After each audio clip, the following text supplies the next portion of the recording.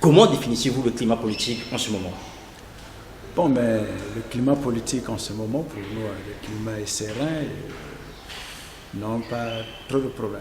Alors, le climat est serein, c'est quand même un euphémisme, puisqu'on voit aujourd'hui tout le monde s'agiter, on sent de l'extérieur qu'il y a un bouillonnement, vous nous dites que tout va bien. Oui, mais c'est un débat politique qui concerne les acteurs politiques et nous, en tant qu'opposition, notre rôle, c'est de rassurer la population. Est-ce que ce débat ne prend pas des proportions plus ou moins inquiétantes, puisqu'aujourd'hui, on sent un discours qui appelle plus à la paix qu'à la solution des questions sociales? Bon, mais un discours qui appelle la paix, nous l'encourageons. Mais cette paix qui doit donc déboucher vers la situation sociale des populations. Il y a quelqu'un le 12 août dernier, le président de la République, qui a eu quasiment le même langage que vous en disant que le Congo va bien, chômage 6%, la municipalisation accélérée est en train de sortir nos villages de leur caractère plus ou moins exotique pour en faire des villes, l'industrialisation est en marche. Est-ce que déjà vous partagez cet optimisme qu'a fait montre le président de la République? Bon, mais c'est lui le chef de l'État. Comme nous avons dit ici, la DDC ne dit pas que le Congo va bien sur le plan social. 6% a dit pour le président de taux de chômage au Congo, vous y croyez? Bon, je ne pense pas. Je ne pense pas. À ce niveau, il faudrait que les conseillers, tous ceux qui ont donné ces chiffres au chef de l'État, essaient un peu de revoir. Tous ces jeunes qui se débrouillent pendant ces municipalisations, quand vous partez pendant la Caisse nationale de retraite, la sécurité sociale, ils ne sont pas déclarés. Et les salaires ne sont pas des salaires rémunérateurs.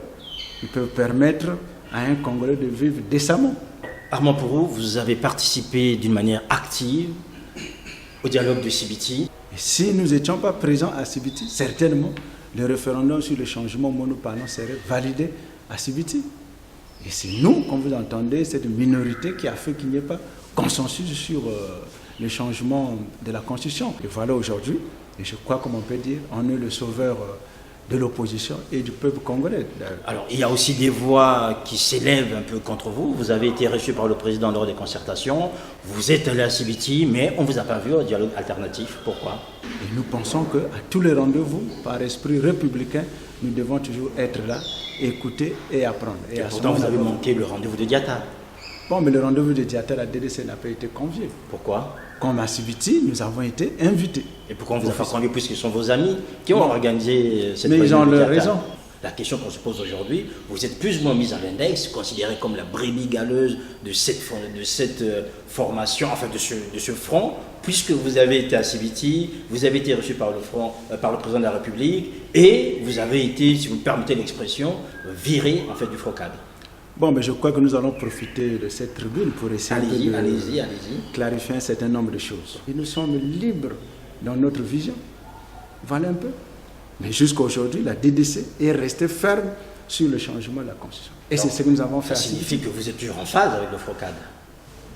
Oui, mais tout à fait, puisque nous parlons le même langage sur cette question. Pourquoi vous ont-ils directement sorti en disant que vous ne pouvez plus participer aux réunions du FROCAD? C'est ça notre étonnement.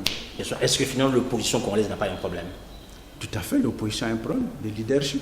Est-ce que vous pensez, aujourd'hui, c'est un faux procès qu'on vous fait, d'être aussi proche de la majorité présidentielle, notamment du PCT, par rapport aux positions que vous prenez aujourd'hui, ou vous restez un vrai parti d'opposition?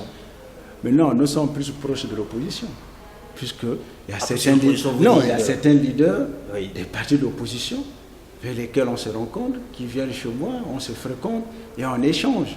Mais quand nous étions à Sibiti, au téléphone, nous faisons le point de tout ce qui se faisait à Sibiti. Et eux aussi nous orientaient. Donc ils étaient bien informés finalement. Ils étaient bien informés. Alors, ça signifie il y a d'autres avec lesquels on partait à les repas et tout. Oui, donc mais ça signifie, les gens cette information, ça signifie qu'il y a des gens qui ne sont pas allés à Sibiti, mais qui ont bien suivi Sibiti et qui ont fait des propositions au téléphone.